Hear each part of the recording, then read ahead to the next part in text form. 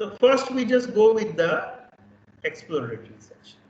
So friends, exploratory research is to provide the insights into and an understanding of the problem confronting the researcher. It is used in the case when you must define the problem more precisely, identify the relevant courses of actions, or gain the additional insights before an approach can be developed. Means, or in a simple words, we can say कि being a researcher, हम जब research project start करेंगे तो उस time पे हम normally किसके लिए जाते हैं? एक्सप्लोरेटरी रिसर्च डिजाइन के लिए जाते हैं. क्यों? तो भाई with the help of exploratory research design we want to understand the problem itself. कि भाई बीइंग अ रिसर्चर हमारे सामने कौन सा प्रॉब्लम है वो हम सबसे पहले समझना चाहते हैं. कि भाई कोई कंपनी हमारे यहाँ पे आई है, we are the researcher, research agency. कि भाई हम रिसर्च एजेंसी है और कोई कंपनी हमारे यहाँ पे आई है और हम उनके साथ डिस्कशन कर रहे हैं. तो वो कंपनी का क्या इश्यू है, क्या प्रॉब्लम है, वो कंपनी कौन सी कंपनी है, वो कंपनी कैसी है, वो कौन सी इंडस्ट्री से बिलोंग करती है, वो इंडस्ट्री की सिचुएशंस क्या है. तो ये सारी चीजें सबसे पहले हमें समझनी पड़ेगी. As a researchers, we need to understand the problem by ourselves. कि भाई सबसे पहले हमें खुद समझना पड़ेगा कि भाई वो इंडस्ट्री क्या है, प्रॉब्लम कंपनी का क्या है, उनको क्या डिसीजंस लेनी है, वो डिसीजंस लेने के लिए उनको कौन सी इंफॉर्मेशंस चाहिए. What the problem is that we need to define, and for resolving that problem, what type of actions, what type of decisions they need to take, and for taking that decisions, what type of information they are required.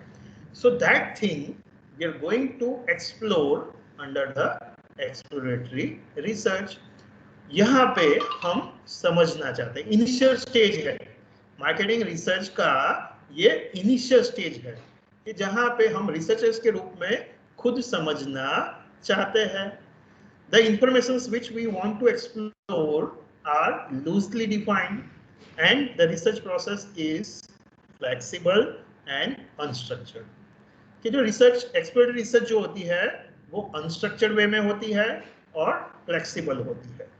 Being researchers हम secondary data को explore कर सकते हैं, industry expert को मिल सकते हैं, focus group conduct करवा सकते हैं, सो दैट कि भाई हमें धीरे धीरे करके वो एरिया का नॉलेज हो.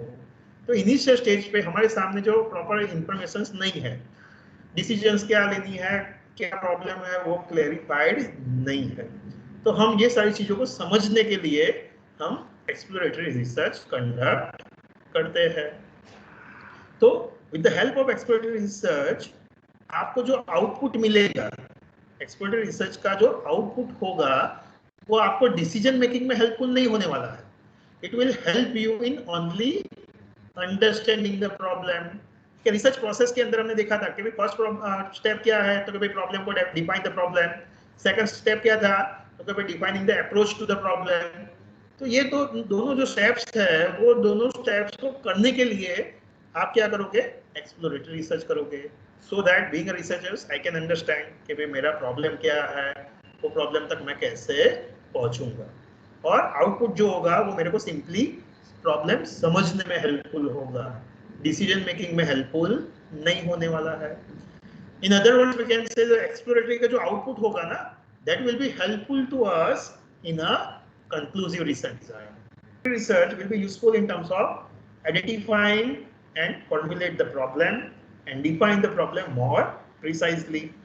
कि भाई being a researchers, मेरा problem क्या है, कंपनी का प्रॉब्लम क्या है, दैट्स इट. कि भाई रिसर्चर्स के रूप में हम कंपनी के लिए रिसर्च कर रहे हैं, तो कंपनी का प्रॉब्लम क्या है, वो प्रॉब्लम्स को हम और बेहतर तरीके से क्लियर वे में समझ पाएंगे अगर हमने एक्सपर्ट रिसर्च कंडक्ट की है.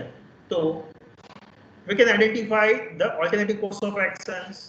कि भाई एक बार आपने प्रॉब्लम समझ लिया तो वो प्रॉब्लम तक पहुंचने के लिए, वो प्रॉब्लम्स को रिजॉल्व करने के लिए, वो प्रॉब्लम्स को रिजॉल्व करने के लिए कौन कौन सी इंफॉर्मेशन चाहिए, कौन कौन से रास्ते हैं वो इंफॉर्मेशन कलेक्ट करने के, ये सारे ऑल्टरनेटिव्स आप आइडेंटिफाइड करोगे कि भाई मेरे को कौन सी इंफॉर्मेशन चाहिए, वो इंफॉर्मेशन मेरे को कहाँ कहाँ से मिल सकती है. तो वो आप एक डिटरमाइन कर सकते हो एक्सपर्ट रिसर्च के बेसिस पे.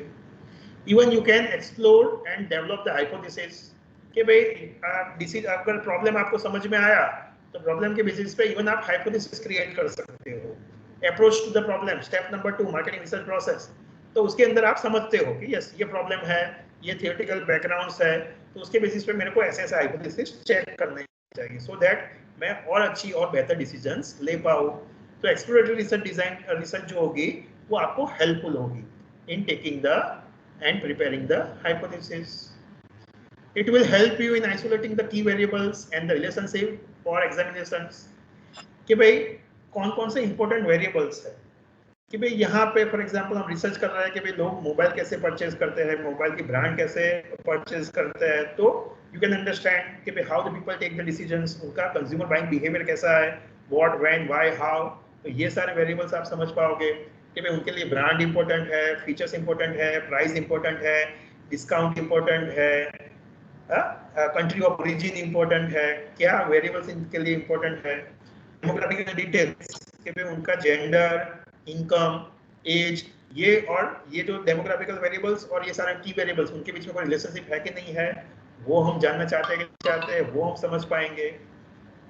We can gain the insights for the developing the approach to the problem कि भाई ये प्रॉब्लम क्या है और वो प्रॉब्लम रिजॉल्व करने के लिए हम आगे कैसे जाएंगे, कौन सा रास्ता चूज करेंगे। तो ये सारी चीजें हमें एक्सप्लोरेटरी रिसर्च की मदद से हमें हेल्पफुल होगा, हम प्रिपेयर कर पाएंगे। We can establish the priorities for the further research कि भाई हम आगे रिसर्च को कैसे ले जाएंगे, कंक्लूसिव रिसर्च में क्या करेंगे। तो ये सारी चीजें आप एक्सप्लोरेटरी रिसर्च के माध्यम से आप अपने आप प्रिपेयर कर पाओगे, समझ पाओगे। नाउ